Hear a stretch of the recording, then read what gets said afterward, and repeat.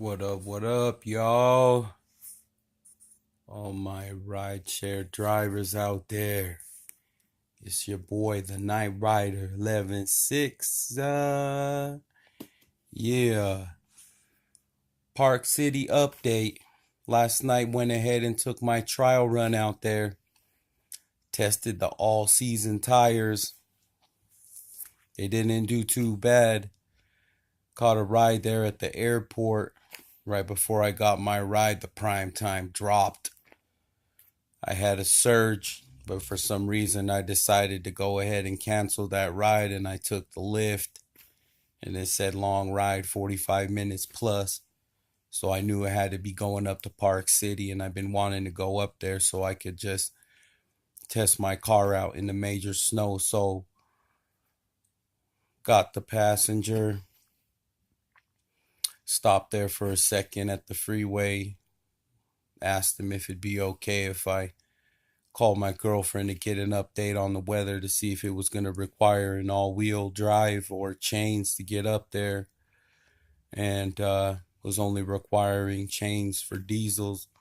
But I swear if I would have waited another 20 minutes, it would have definitely been an all-wheel drive or chain situation. But I've driven in blizzards before, and I'm from Utah, so I'll get kind of used to that thing. So I went ahead and gave it a shot. Um, I knew I'd be able to do it. So we head up there. You can barely see it's snowing heavy.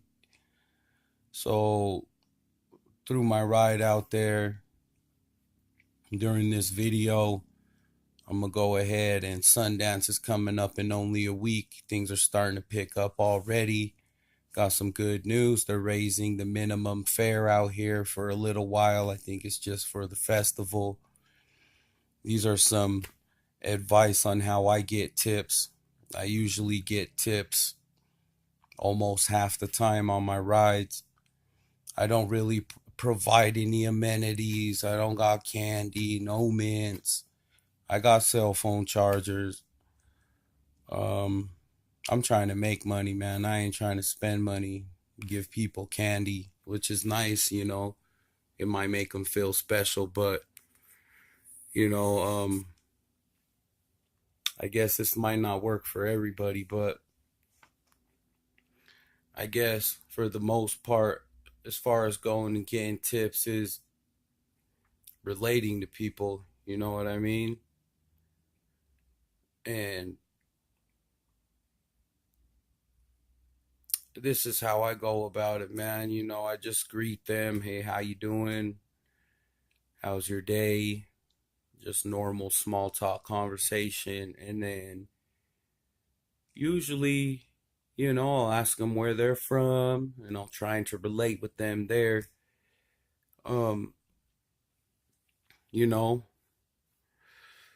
People like to talk about themselves. I'll get them talking about them to themselves, and I'll stroke their ego.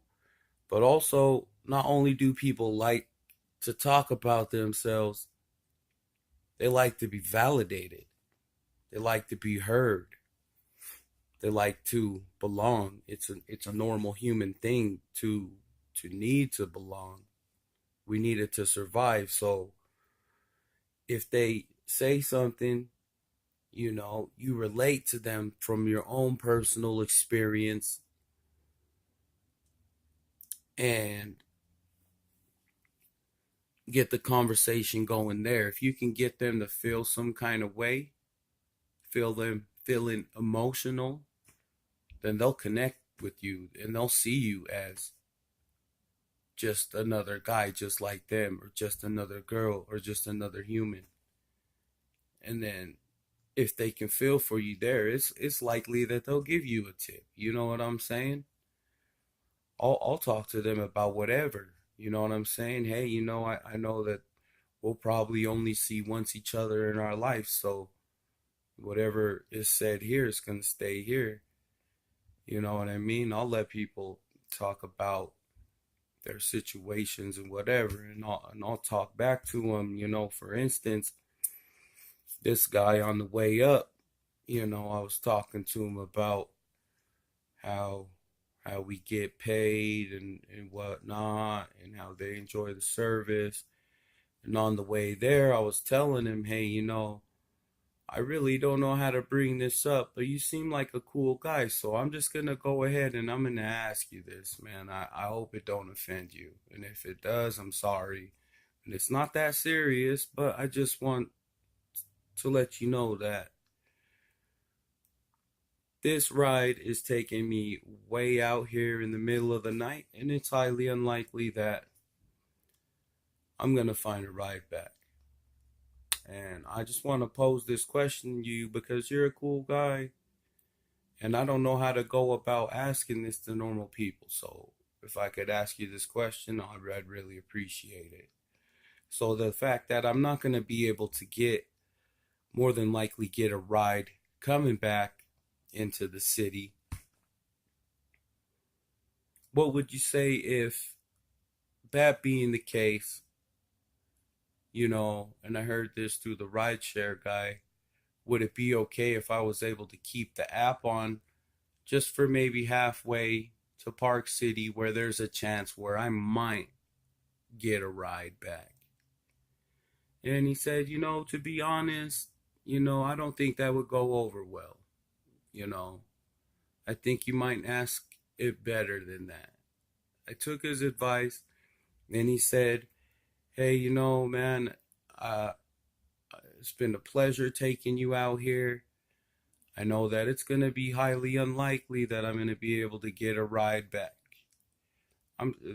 Mind you, I'm sitting in the car with this guy for over an hour, so we talked about a lot of stuff. About pay, the rates with Uber, who pays better, who do you trust better? And he said, you know what? I think you should put it like this, man, I really enjoyed the experience and I'm happy to take you out here. It's pretty unlikely that I'm going to be able to catch a fare going back. Would you mind helping me out? And honestly, I really don't like, I've never asked for a tip. I thought about asking somebody for a tip that threw up in my car, but I didn't.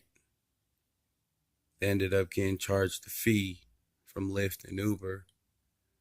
I felt bad about it, but that's not my fault. I got throw up bags now just to help prevent that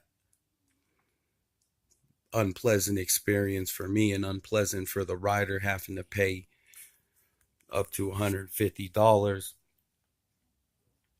And I posed that question. He said, you know what, bud, man, I'll take care of you, man. I really appreciate you coming and bringing me all the way out here in this type of weather. Um, he gave me a tip that was almost the price of the ride out there. You know what I'm saying? I got $43 from Lyft for taking him up there. And I got a $40 tip from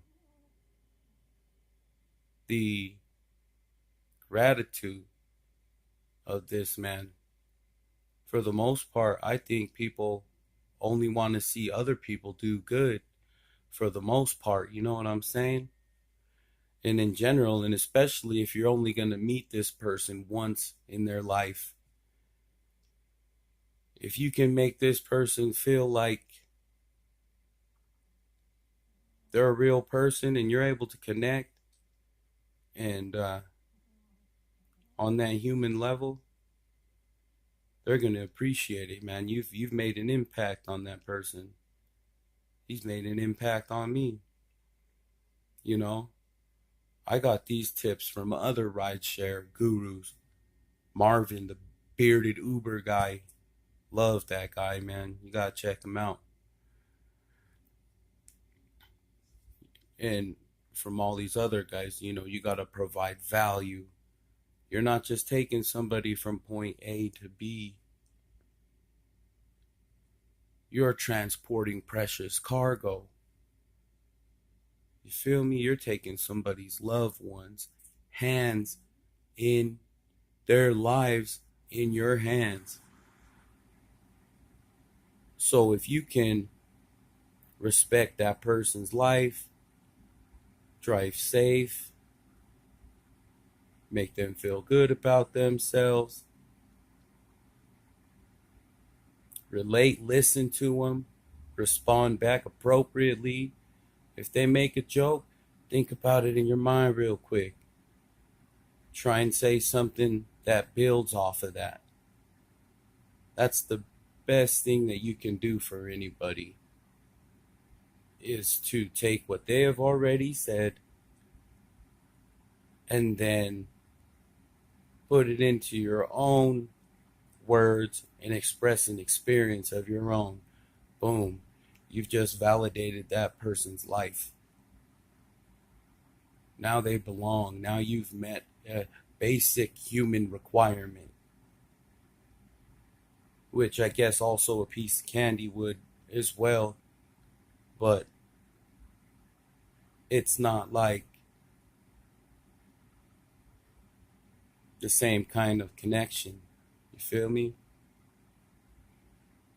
And so went up there. The Park City run was crazy.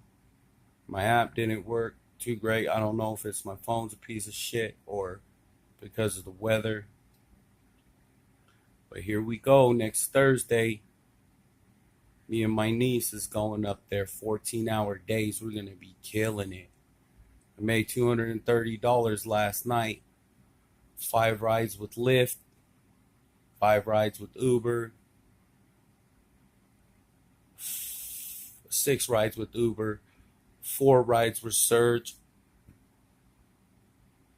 4 out of the 5 rides of Lyft were prime time. 4 out of the 5 rides with Lyft were tipped. And so I'm averaging almost 50% of my rides to get a tip. You know what I mean? I strive to provide 5-star service. I open the door for people, which I read in the term of service of Uber. I help them with their bags. I let them know that it's not a problem. You know what I mean? I'm not expecting a tip. Like I said earlier in my videos, man, life is a gift, which also a tip is a gift. And there are people who don't tip. There are people who always tip. They might not tip a lot. And then there are people who tip because they're down for you. They see you. They see you. You know what I mean? They see you here. And that's where you make that's where I make most of my tips. I mean, I average, you know, and I don't make a lot like some of these other rideshare drivers, but I'm getting up there. I'm getting better. But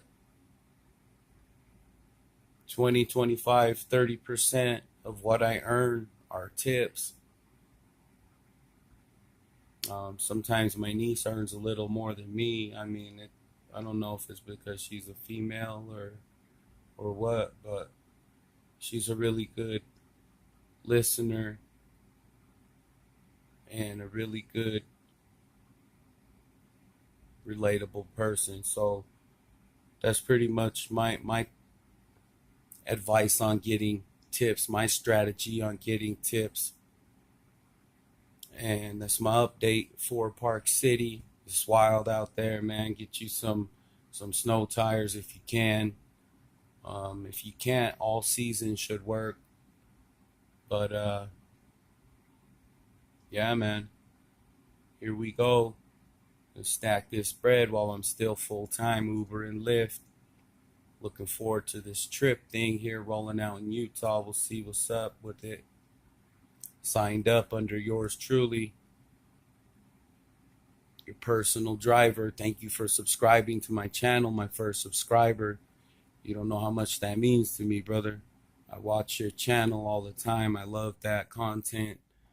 I hope that I can make videos as good as you guys someday.